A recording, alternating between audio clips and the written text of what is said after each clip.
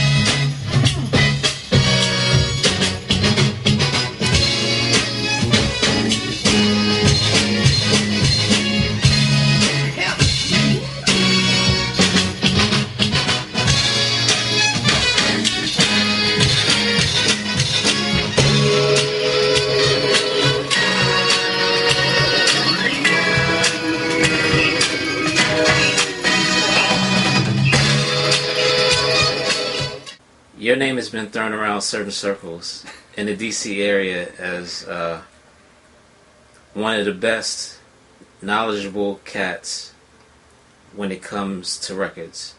Like Kev Brown, Roddy Rod. Other people said Hec Dolo knows records. Between you and Slim Cat, like you dudes must have the record game on lock. Slim, that's my man. So yeah, he got a lot of records. I think he might have more records than me, honestly. I think he might have more. I've been to his crib like once, and he just had records all over the place. I mean, he had them in the living room, he had them in the hallway, he had records stacked up in the kitchen. I mean, he had records all over the place. I've gotten to the point with record shopping now is I take a portable record player with me. I don't buy anything unless I listen to it because I'm not chancing to spend money. I used to do that a long time ago. You got some terrible records. Yeah, and got some terrible records out of it, and you're like, oh my God, why did I spend $5 on this, you know, right, or $10? So I take a portable with me, and I listen to everything before I buy it. So before I even purchase the record, there's got to be something dope on it. Now, I'll say that a lot of times I'll get the records here, even though there's something dope on it, I might not get the opportunity to work with it for a little while. Maybe it could be a couple of months, it could be a year from now, but I bought it because there was something dope on the record that I like. Okay. Usually when I work on a beat, I usually bounce between two things depending on what I want to do with the beat. If I know that I need to do some really complicated drum programming, I'll work with Logic. It just gives me better control over how I want to do my drums, and I can chop it better, manipulate the drums a lot better in Logic because I can see the waveforms when I'm working with them. If I'm gonna do a lot of chopping of samples, I prefer not to use Logic. I'll jump over to Machine, which I just started working with. It's just more of that MPC feel when it comes to chopping stuff, and I can kind of bounce things out better in Machine with samples chopping versus in Logic. So I usually bounce between those two formats. One thing I can do with Machine is that once I finish the track in Machine, I can just bounce out the waves, export them, and drop them into Logic and do all the mixing and vocal recording in there. Okay. There comes a time when you've got to have change.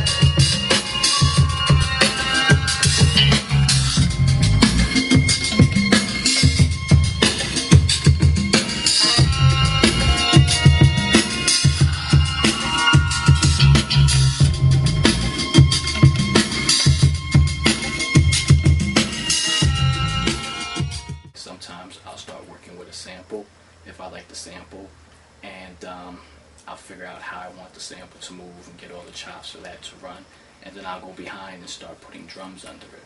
Other times, I might find drums I want to work with, and I'll go ahead and get the drums to run the way I want them to run, and go through, and then I'll find a sample and then make the sample fit with the drums. So I don't have one particular way of starting things. It's all kind of depends on the sample or whatever mood I'm in that dictates, the process that I use. Are you chopping drums or you use drum loops? I'm using a lot of drum loops, but I'm chopping the loops and rearranging them to make them work the way I want them to work. So it's not always just a straight break the way you hear it on record. It'll be a break that'll be chopped up in sections and parts, and I'm taking those section and parts and just rearranging them, and now I'm creating a whole new drum pattern out of it, and it still sounds seamless. What do you think about people who sample off YouTube or off the net? Like, you're a digger. Yeah. Like, what do you think of people e-digging, as I call it? I don't knock it because, not everybody has access to records, and over the years, I've collected records, as you can see, but, I've done some e-digging myself. I got a whole bunch of MP3s that I downloaded from the internet, and some of it are just like rare records that I know I'm not going to find anytime soon in my life, but as I find things, I'll go ahead and buy it if it's a good, album. But I'm not going to knock people for e-digging because I've heard some great songs come out of it. So, just buy however you can get the music. There's a lot of music that folks that are sampling off of YouTube and downloading that is really rare and hard to find. So, can't be mad at them for, as long as they recognize that it's good music, that's what counts. Okay. So I mess with Perception label. Hair soundtrack I was looking for. Hairstyles. Yeah. Got a bunch of hair soundtracks. Hair soundtracks is like my thing. I don't know if you're familiar with hair soundtracks, but they're really funky if you listen to them. Just random stuff. The Millie Jackson records? Yeah. Those, I haven't heard, a bad Millie Jackson album yet. Yeah, this one is dope. She always got joints. Yeah, she's always got hot joints. You're gonna catch at least 2 or 3 songs. Yeah, from exactly. Millie Jackson, that's just ridiculous. She can't sing, but the music is she do a lot of trash talk. bananas. Yeah. So, I mean, I have basic records. I have more freaking Polish jazz. Polish jazz. This is a dope record right here. I caught that in Rochester like maybe 3 weeks ago. Okay. Real dope. Kenny Barron is dope. It's got the, if you're familiar with Spinner's Stakes is High remix. I don't know if you ever heard the remix. Yeah. That's the Fender Rhodes for the remix. So, Tangerine Dream, Sorcerer. Just a real crazy, like, groovy ass soundtrack. Your opinion, what's the best Large Professor record? My favorite one is that Resurrection remix. Good man. Remix. Crazy. I tell you, I love that remix. A close tie is Slick Rick, It's a Boy remix. That's a good one. Yeah. I think if I'm correct, that's the Cal J that he used for that. See what I mean? See what I mean? If I'm correct, don't quote me though, but I think that's where he got it from.